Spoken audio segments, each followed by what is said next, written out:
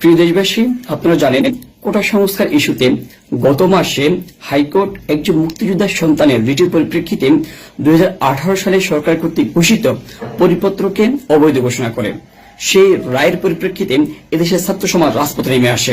আমরা 18 সালে পরিপত্র পুনর্বহালের দাবি সহ 3 দফা দাবিতে আন্দোলন চালিয়ে যাচ্ছিলাম। পরবর্তীতে আমরা এই 3 দফাকে 1 দফাতে রূপান্তর করেছিলাম, কেননা আমাদের মনে হয়েছিল সরকার 18 সালে যে পরিপত্র ঘোষণা করেছিল সেটা একটি অসম্পূর্ণ। কেননা 2024 সালের মতো যদি কোন একজন মুক্তিযোদ্ধার সন্তানের মতো যদি অনগ্রসর গোষ্ঠী কেউ এসে সেই 18 সালের পরিপত্রের বিরুদ্ধে রিট করেন, সেক্ষেত্রে কোটা আবার পুনরায় ফিরে আসবে। আমাদেরকে 2018 সালের মতো 24 সালে যেভাবে আমরা রাস্তা নেমেছি, আমাদেরকে 26-28 সালে আমাদেরকে রাস্তা নামতে হবে। সেক্ষেত্রে আমরা 1 দফা দাবিতে আন্দোলন চালিয়ে যাচ্ছিলাম। আমাদের দাবিটি ছিল সকল গ্রেডের অযৌক্তিক এবং বৈষম্যমূলক কোটাকে বাতিল করেন, সংবিধানে উল্লেখিত অনগ্রসর গোষ্ঠীর জন্য কোটাকে 5% নিয়ে এসে সংসদে আইন পাশ করতে হবে। এক্ষেত্রে আমাদের দাবিটি শুধুমাত্র সরকার নির্বাহী বিভাগের কাছে ছিল, কিন্তু সরকার আমাদের দাবিকে কোন প্রকার আমল না নিয়ে আমাদেরকে বারবার হাইকোর্ট দেখিয়ে গিয়েছিলেন। এরই মধ্যে হাইকোর্ট আংশিক রায় ঘোষণা করে। বলা হয় সরকার চাইলে কোটাকে পরিবর্তন করতে পারে। হাইকোর্টের এই ঘোষণার পরেও সরকার সমাধানের পথ না খুঁজে সরকারের সর্বোচ্চ পর্যায় থেকে আন্দোলনকারীদেরকে নিয়ে বেফাঁস মন্তব্য করা হয়। প্রতিবাদে ছাত্র সমাজ ক্ষোভে ফেটে পড়ে।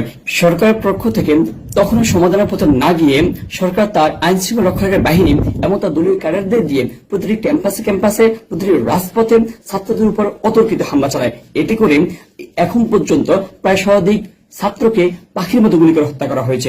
আমাদের সমন্বয়কদেরকে গুম করা হয়েছে। আমাদেরকে বারবার ভয়ভীতি দেখানো হচ্ছে। আমাদেরকে জেলে পুরে মামলা দেওয়ার ভয়ভীতি দেখানো হচ্ছে। আমরা বর্তমানে মিডিয়া ট্রায়ালের শিকার হচ্ছি। সরকার নিজেই পরিস্থিতি ঘোলাটে করেছিল। পরিস্থিতি ঘোলাটে করে সরকার পরবর্তীতে তড়িঘড়ি করে আমাদেরকে সংলাপের আহ্বান জানায়, কিন্তু সেই পরিস্থিতি এখন আর নেই। শতাধিক শহীদের লাশের উপর পাড়া দিয়ে আমরা গোল টেবিল বৈঠকে যেতে পারি না। আমরা শতাধিক শহীদের রক্তের সাথে বেইমানি করতে পারি না।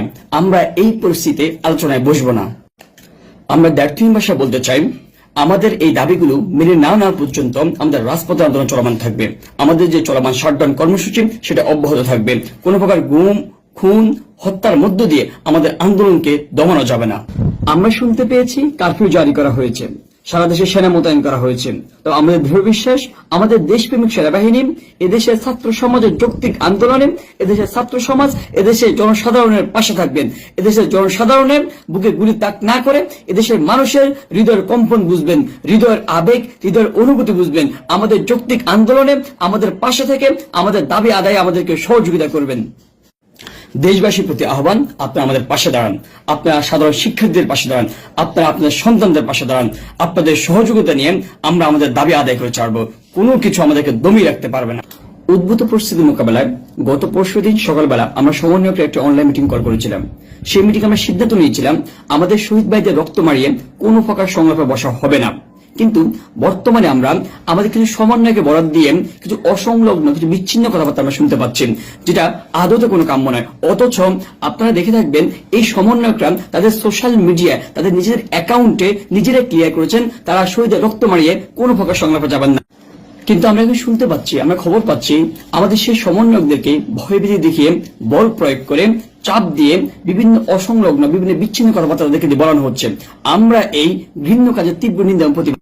সরকারের পক্ষ থেকে আমাদেরকে সংলাপের আহ্বান জানানো হয়েছিল। তার উপরে প্রেক্ষিতে গত পরশুদিন সকালবেলা আমরা সমন্বয়করা একটা মিটিং ডেকে আমরা 9টা দাবি ঠিক করেছিলাম। আমরা সিদ্ধান্ত নিয়েছিলাম যদি আমাদের এই 9টা দাবি মেনে নেওয়া হয়, সেক্ষেত্রে আমরা সরকারের সাথে সংলাপের বিষয়টা বিবেচনা করব। সেক্ষেত্রে আমাদের প্রথম দাবিটি ছিল ছাত্র হত্যা দায় নিয়ে প্রধানমন্ত্রীকে জাতির কাছে ক্ষমা চাইতে হবে। আমাদের 2 নম্বর দাবি ছিল ছাত্র হত্যা দায় নিয়ে স্বরাষ্ট্রমন্ত্রী এবং উস্কানিমূলক বক্তব্যের দায় নিয়ে সড়ক এবং সেতু পরিবহন মন্ত্রী ওবায়দুল কাদেরকে স্ব মন্ত্রী পরিষদ এবং দল থেকে পদত্যাগ করতে হবে। আমাদের 3 নম্বর দাবি ছিল ঢাকা সহ যে সকল স্থানে ছাত্র নিহত এবং হতাহতের ঘটনা ঘটেছিল সে সকল স্থানে ডিআইজি, পুলিশ কমিশনার এবং পুলিশ সুপারকে বরখাস্ত করতে হবে। আমাদের 4 নম্বর দাবি ছিল ঢাকা বিশ্ববিদ্যালয়, জাহাঙ্গীরনগর বিশ্ববিদ্যালয় এবং রাজশাহী বিশ্ববিদ্যালয় উপাচার্য এবং প্রক্টরকে পদত্যাগ করতে হবে। আমাদের 5 নম্বর দাবিটি ছিল ছাত্র হত্যার দায়ে অভিযুক্ত প্রতিটি পুলিশ সদস্য এবং সরকার দলীয় সন্ত্রাসীকে আটক করে হত্যা মামলা দায়ের করতে হবে। আমাদের 6 নম্বর দাবি ছিল নিহত এবং আহত ছাত্রের পরিবারকে ক্ষতিপূরণ দিতে হবে। সেক্ষেত্রে আমাদের পরবর্তী দাবি ছিল প্রতিটি ক্যাম্পাসে দলীয় লেজুর ভিত্তিক ছাত্ররাজনীতি নিষিদ্ধ করতে হবে এবং অতি সত্বর ছাত্র সংসদ কার্যকর করতে হবে। আমাদের পরবর্তী দাবি ছিল অবিলম্বে সকল শিক্ষা প্রতিষ্ঠান এবং হলগুলো খুলে দিতে হবে। আমাদের যে সর্বশেষ দাবি সেটি হচ্ছে আন্দোলনে অংশগ্রহণকারী কোন শিক্ষার্থী যেন একাডেমিক এবং প্রশাসনিক ভাবে কোনো প্রকার হয়রানির শিকার না হয় সেটা নিশ্চয়তা প্রদান করতে হবে। আমরা বলেছি যদি আমাদের এই 9টা দাবি মেনে না হয় সেক্ষেত্রে আমরা সাধারণ ছাত্রছাত্রীর সাথে বসে আলাপ আলোচনা করব। সে আলাপ আলোচনা করে আমরা সরকারের সাথে সংলাপের বিষয়টি চূড়ান্ত করব। অন্যথায় যদি আমাদের এই দাবিগুলো মেনে না নেওয়া হয় সেক্ষেত্রে আমাদের আন্দোলন যে চলমান যে কর্মসূচি, যে শাটডাউন কর্মসূচি সেটা চলমান থাকবে।